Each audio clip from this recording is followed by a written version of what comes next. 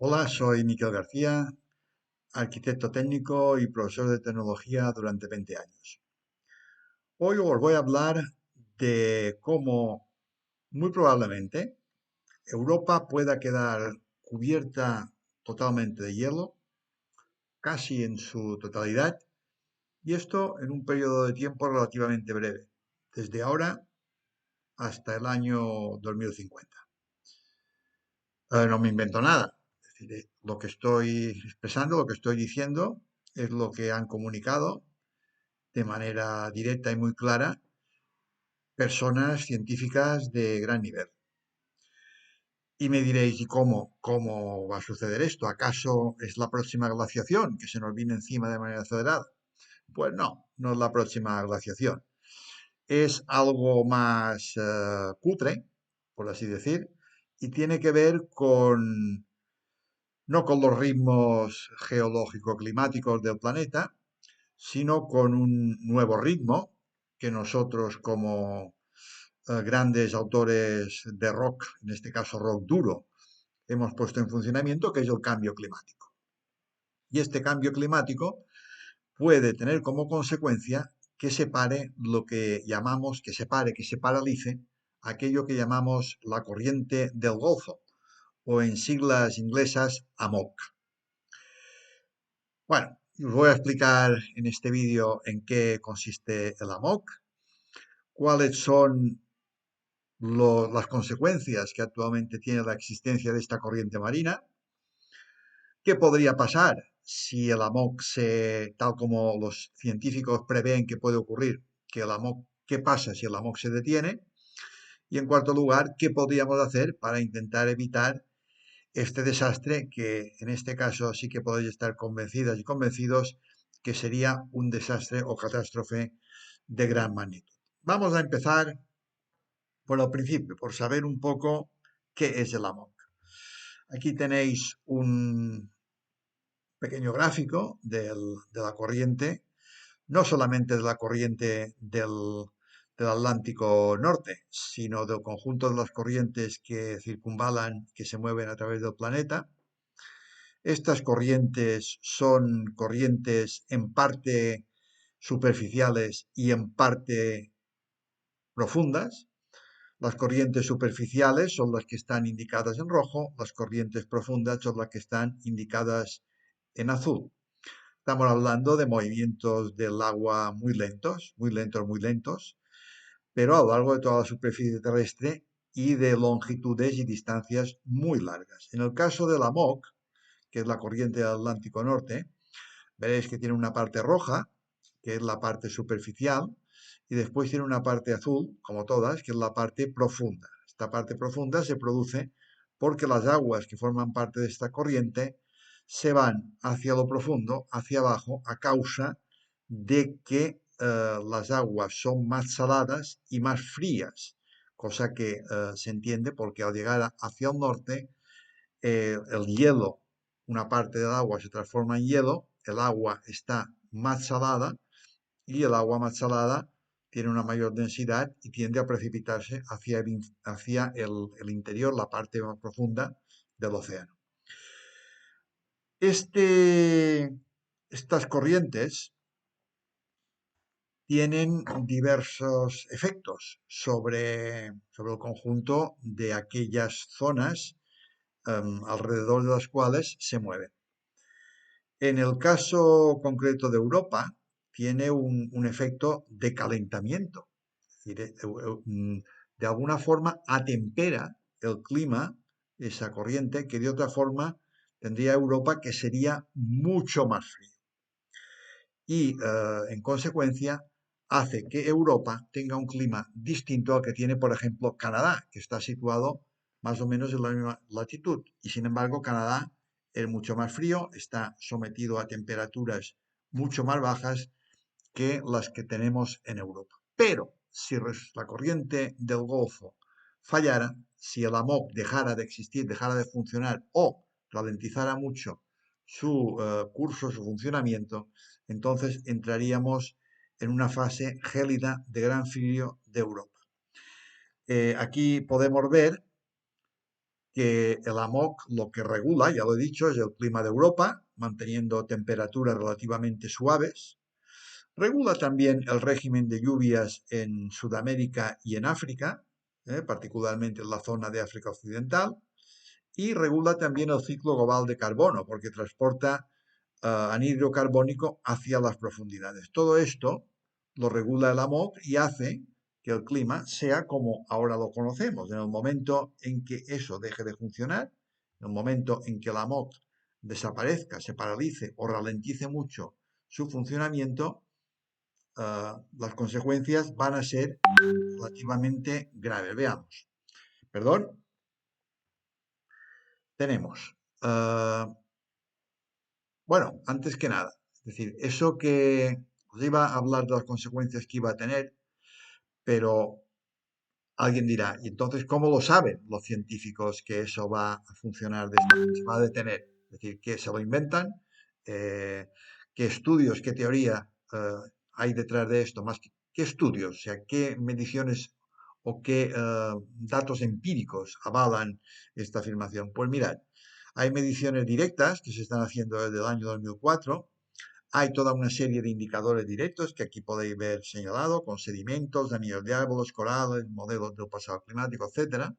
Y finalmente hay modelos climáticos, que son simulaciones que muestran que el deshielo de Groenlandia dificulta que el agua salada se hunda, debilitando el circuito. Es decir, aquí, eh, estudiando cada uno de estos factores, los científicos llegan a la conclusión de que esto se está deteniendo. ¿Y cuándo se detendrá? Pues mira, según estos estudios, los horizontes temporales apuntan a un posible colapso entre 2025 y 2095, es decir, entre ahora y dentro de 70 años. Siendo más probable, dicen ellos, hacia 2050, si no reducimos las emisiones. Eh, si no reducimos las emisiones, que es lo que se dice con respecto al conjunto de límites climáticos que en estos momentos, perdón, de límites planetarios que en estos momentos se están transgrediendo. Sin embargo, como sabéis, de momento la reducción de emisiones de CO2 y de emisiones de otros gases de efecto invernadero no se han reducido, sino que incluso aumentan. Así estamos. Bien, veamos, perdón, nuevamente, veamos qué consecuencias tendría esto si realmente se para el AMOC. Pues como he dicho, Europa se enfriaría glacialmente, sobre todo la parte noroeste, pero a ver, la parte noroeste quiere decir que teniendo en cuenta que el Mediterráneo funciona de manera diferente al conjunto al Atlántico y lo que es el conjunto de Europa, el Mediterráneo en este momento es una pequeña caldera. Esta pequeña caldera digamos, provocaría un efecto de calefactor sobre la Europa del Sur, sobre una parte de la Europa del Sur, lo que es la península ibérica, quizás Italia, Grecia. Es decir, esta zona estaría relativamente al margen o se salvaría de esta glaciación. Sin embargo, el resto de Europa quedaría, como quien dice, tapada por nieve. Uno de los científicos que con mayor rigor y frecuencia hablan de la posibilidad de este fenómeno, nos dice que París podría quedar tapada por 50 metros de nieve, lo cual se dice pronto, es decir, que París desaparece, Torre Eiffel incluida, edificios más altos incluidos, París desaparece bajo una capa de hielo. Y entonces quedarían únicamente como lugares en que se podría sobrevivir en Europa, pues los que he dicho, ¿no? La Europa del Sur sería la que quedaría, por el efecto caldera del Mediterráneo, librada de esta situación. Bueno, pero no solamente pasaría todo este desastre en Europa, sino que en la parte oeste de África también sufriría sequías extremas. Es muy posible que la selva congoleña desapareciese por este fenómeno. Y en el Amazonas, en el otro extremo, en Sudamérica, habría menos lluvias, la selva se pondría en peligro y posiblemente el Amazonas también se fuera a freír espárragos, ¿no? El Amazonas desaparecería. El nivel del mar subiría en la costa este de Estados Unidos, pero subiría no poco, sino mucho. Es decir, estamos hablando de 50, de 70 centímetros, con todas las consecuencias que esto implica. Finalmente, el hielo marino del Atlántico Norte aumentaría, pero el calentamiento global seguiría. Es decir, habría cambios radicales en patrones climáticos, afectando mucho a la agricultura y a la biodiversidad.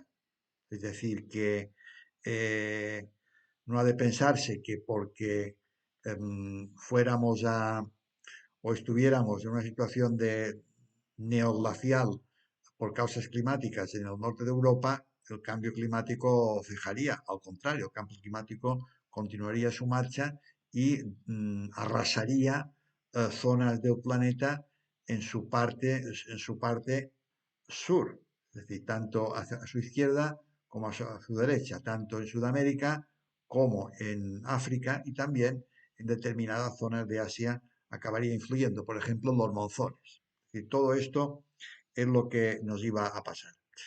Bueno, entonces la pregunta es, ¿qué se puede hacer ante esto? Pues muy sencillo, como en todo aquello referente al, al cambio climático y a la ruptura de los límites planetarios. En primer lugar, reducir emisiones de anhídrido carbónico y de metano, proteger el hielo de Groenlandia, frenar el deshielo del Ártico y, al final, explorar opciones de adaptación para ir sobrellevando el temporal.